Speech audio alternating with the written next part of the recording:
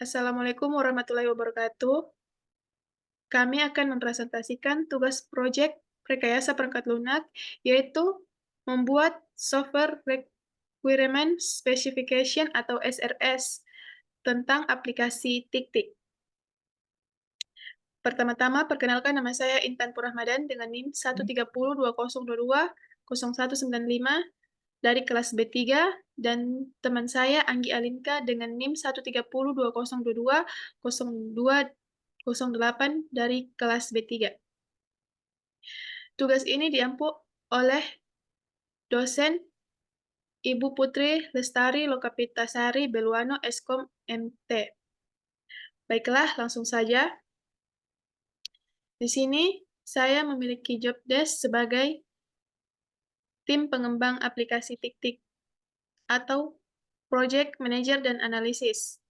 Saya memiliki tanggung jawab yaitu untuk mengelola proyek, analisis kebutuhan, desain sistem, koordinasi dan kolaborasi, pengujian dan verifikasi. Kemudian teman saya bertanggung jawab untuk pengembangan perangkat lunak, pengujian dan debugging, implementasi fungsi utama, dokumentasi teknis, dan optimalisasi performa.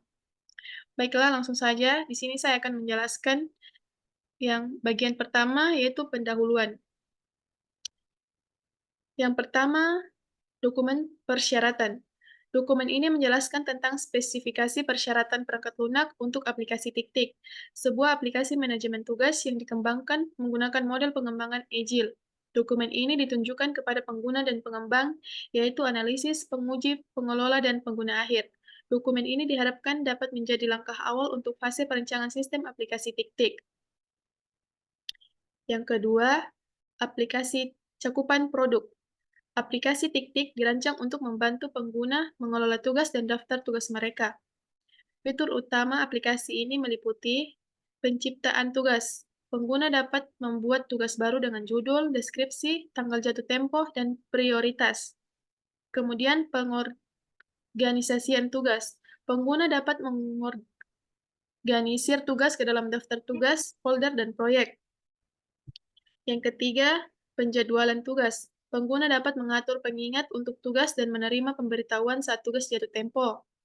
Yang keempat, berbagi tugas. Pengguna dapat berbagi tugas dengan orang lain dan berkolaborasi pada proyek. Yang kelima, pelacakan kemajuan. Pengguna dapat melacak kemajuan tugas mereka dan melihat berapa banyak tugas yang telah mereka selesaikan. Kemudian bagian 3, definisi akronim dan singkatan. Di sini terdapat beberapa definisi. Yang pertama itu tugas, adalah unit pekerjaan tunggal yang harus diselesaikan. Kemudian daftar tugas, kumpulan tugas yang terkait satu sama lain. Yang ketiga, folder, kumpulan daftar tugas yang terkait satu sama lain. Yang keempat, proyek, kumpulan tugas, daftar tugas, atau folder yang terkait dengan tujuan tertentu. Pengguna adalah orang yang menggunakan aplikasi TIK-TIK. Admin adalah pengguna dengan hak istimewa tambahan untuk mengelola aplikasi. Bagian keempat, referensi. Dokumen 1 menjelaskan tentang sistem database dari perangkat lunak TIK-TIK. Dokumen kedua menjelaskan tentang format penyimpanan data, dan dokumen ketiga memberikan pandangan yang sangat rinci tentang aspek-aspek pengembangan perangkat lunak. Yang bagian kelima, tinjauan bagian dokumen berikutnya. Bagian 2, deskripsi produk. Bagian 3, spesifikasi kebutuhan fungsional. Bagian 4, spesifikasi kebutuhan non-fungsional. Bagian 5, lampiran. Bagian 2 memberikan gambaran umum tentang produk TIK-TIK. Bagian 3 menjelaskan persyaratan fungsional aplikasi, yaitu fitur dan fungsional yang harus disediakan. Bagian 4 menjelaskan persyaratan non-fungsional aplikasi seperti kinerja, keamanan, dan kegunaan. Bagian 5 berisi lampiran seperti diagram use case dan glosarium. Kemudian, bagian deskripsi umum akan dijelaskan oleh rekan saya. Saya persilahkan. Baik, kita melanjutkan materinya. Itu 2, deskripsi umum. Deskripsi produk Tik-Tik adalah aplikasi manajemen tugas yang membantu pengguna mengelola tugas dan daftar tugasnya. Aplikasi ini tersedia untuk berbagai platform, termasuk Android, iOS, desktop, dan Tik-Tik menawarkan berbagai fitur untuk membantu pengguna tetap teratur dan produktif, seperti 1. Pencipta tugas. Pengguna dapat membuat tugas baru dengan judul, deskripsi, tanggal jatuh tempo, prioritas, tag, dan catatan. 2. Pengorganisasian tugas. Pengguna dapat mengorganisir tugas ke dalam daftar tugas, folder, dan proyek. 3. Penjadwalan tugas. Pengguna dapat mengatur pengingat untuk tugas dan menerima pemberitahuan saat tugas jatuh tempo. 4. Berbagi tugas. Pengguna dapat berbagi tugas dengan orang lain dan berkolaborasi pada proyek. 5. Pelacakan kemajuan. Pengguna dapat melacak kemajuan tugas mereka dan melihat berapa banyak tugas yang telah mereka selesaikan. 6. Integrasi dengan kalender. Tik-Tik dapat diintegrasikan dengan kalender pengguna untuk melihat semua tugas dan acara mereka di satu tempat. 7. Sinkronisasi antar perangkat. Tik-Tik dapat disinkronkan antar perangkat sehingga pengguna akses tugas mereka di pun mereka berada. 2. Fungsi produk. Pengguna dapat membuat, mengedit, pengguna dapat mengatur tugas ke dalam daftar tugas, folder, dan proyek. 3. Pengguna dapat mengatur pengingat untuk tugas dan menerima pemberitahuan saat tugas jatuh tempo. 4. Pengguna dapat berbagi tugas dengan orang lain dan berkolaborasi pada proyek. 5. Pengguna dapat melacak kemajuan tugas mereka dan melihat berapa banyak tugas yang telah mereka selesaikan. 6. Pengguna dapat mencari tugas berdasarkan judul, deskripsi, dan tanggal jatuh tempo. 7. Pengguna dapat menentukan status, prioritas.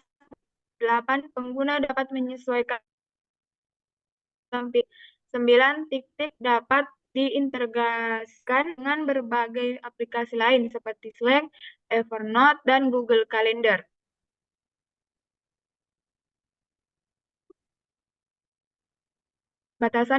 Ketiga, batasan-batasan umum. 1. Ukuran file lampiran yang dapat dilampirkan ke tugas dibatasi 50 MB.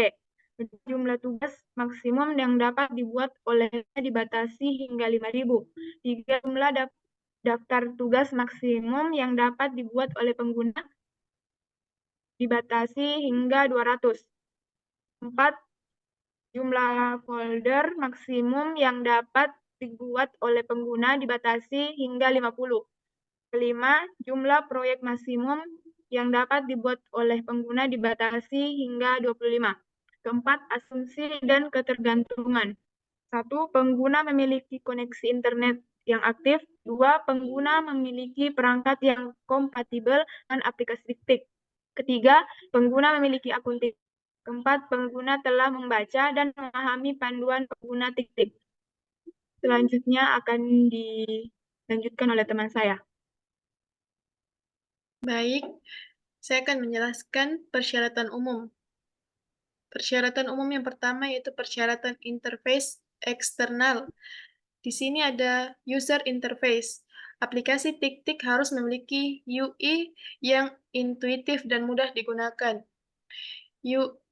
UI harus dirancang untuk berbagai platform, termasuk Android, iOS, desktop, dan web. UI harus dapat diakses oleh pengguna dan dengan disabilitas. UI harus dapat diterjemahkan ke berbagai bahasa. Yang kedua, antarmuka perangkat. Aplikasi Tik-Tik harus dapat berjalan pada berbagai perangkat, termasuk smartphone, tablet, laptop, dan desktop. Aplikasi Tik-Tik harus kompatibel dengan berbagai sistem operasi, termasuk Android, iOS, Windows, Mac, dan Linux. Yang ketiga, antarmuka komunikasi. Aplikasi Tik-Tik harus dapat berkomunikasi dengan layanan pihak ketiga seperti Google Cloud Platform, Amazon Web Service, dan aplikasi lain seperti Slack, Evernote, dan Google Calendar. Kemudian, persyaratan fungsional. Yang pertama ada fungsi login. Fungsi login terbagi menjadi dua, yaitu login input. Pengguna harus dapat login ke aplikasi TikTik menggunakan alamat email dan kata sandi mereka. Yang kedua, pengguna harus dapat login ke aplikasi TikTik menggunakan akun media sosial mereka seperti Facebook, Google, atau Twitter. Yang ketiga, pengguna harus dapat mereset kata sandi mereka jika mereka lupa. Kemudian, fungsi login yang kedua itu verifikasi. Aplikasi TikTik harus memverifikasi identitas pengguna saat mereka login. Aplikasi TikTik harus menggunakan autentikasi dua faktor untuk meningkatkan keamanan mereka. Kemudian fungsi menu. Aplikasi TikTik harus memiliki menu utama yang menyediakan akses ke semua fitur utama aplikasi. Menu utama harus mudah dinavigasi dan digunakan. Pengguna harus dapat menyesuaikan menu utama agar sesuai dengan kebutuhan mereka. Fungsi input proses output atau IPO. Yang pertama, fungsi input. Pengguna dapat memasukkan data ke dalam aplikasi TikTik melalui berbagai cara seperti keyboard, mouse, layar sentuh, dan suara. Berikut adalah beberapa contoh data input, yaitu judul tugas, deskripsi tugas, tanggal jatuh tempo, prioritas, tag, catatan, daftar tugas, folder, proyek, pengingat, dan pengaturan akun. Kemudian, fungsi proses. Aplikasi TikTik harus memproses data yang dimasukkan pengguna dengan benar. Berikut adalah beberapa contoh proses, yaitu menyimpan data ke database, menghitung tanggal jatuh tempo, mengirim pengingat, berbagi tugas dengan orang lain, menganalisis data untuk mendapatkan wawasan. Kemudian, fungsi output. Aplikasi TikTik harus menampilkan data yang diproses kepada pengguna dengan cara yang jelas dan mudah dimengerti. Berikut adalah beberapa contoh output, yaitu daftar tugas, kalender, grafik, pemberitahuan, dan laporan.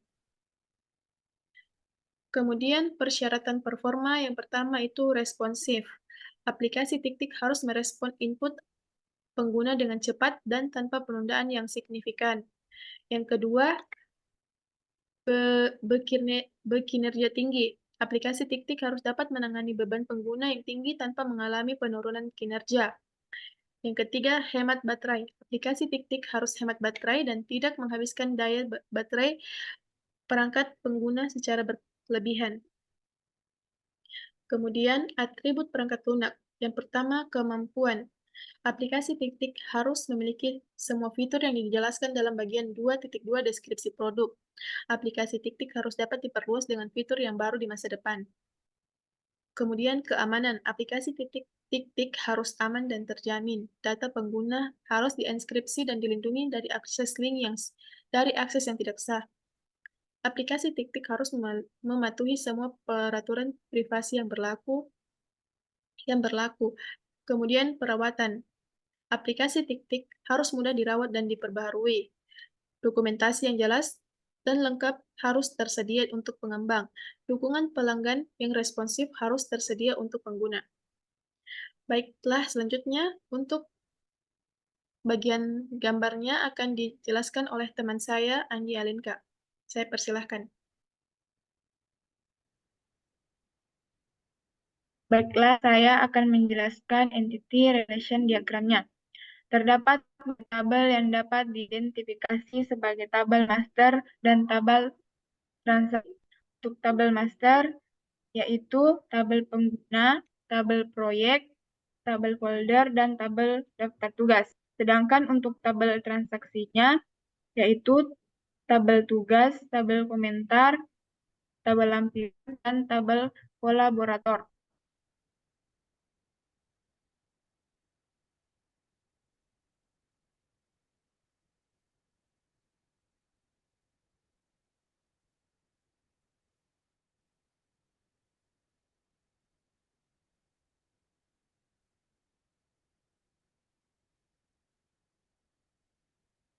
Untuk yang kedua, data flow diagram level 1.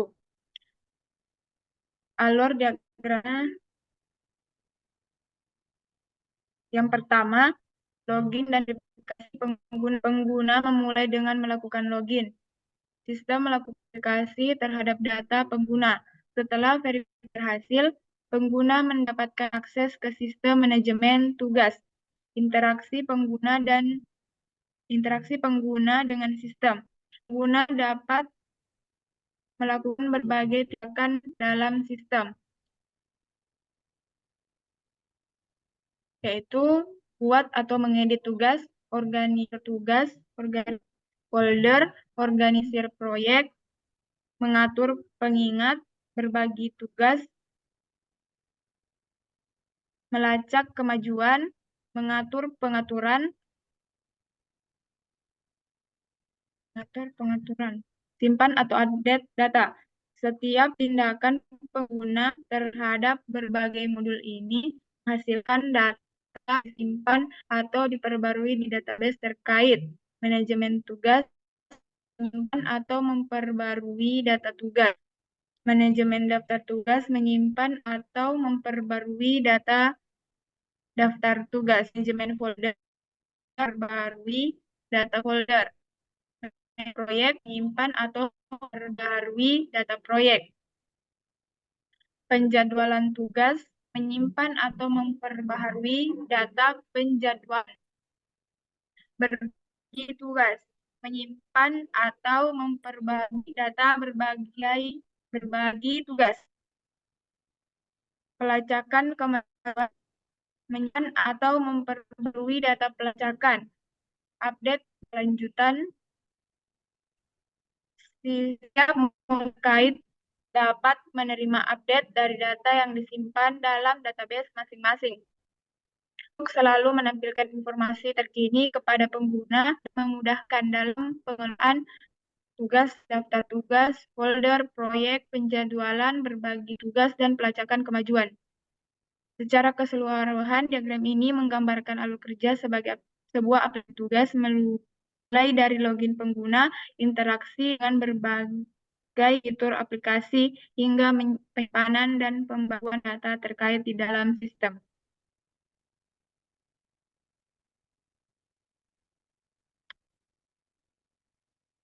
Selanjutnya, untuk yang ketiga, state transition diagram. Alur diagramnya yaitu memulai aplikasi. Aplikasi dimulai pada keadaan ideal. Membuka aplikasi membawa mereka ke layar login. Di layar login, pengguna melakukan login. Jika login berhasil, pengguna diarahkan ke status terautentikasi. Dari terautentikasi, aplikasi memuat data pengguna dan membawa mereka ke layar beranda.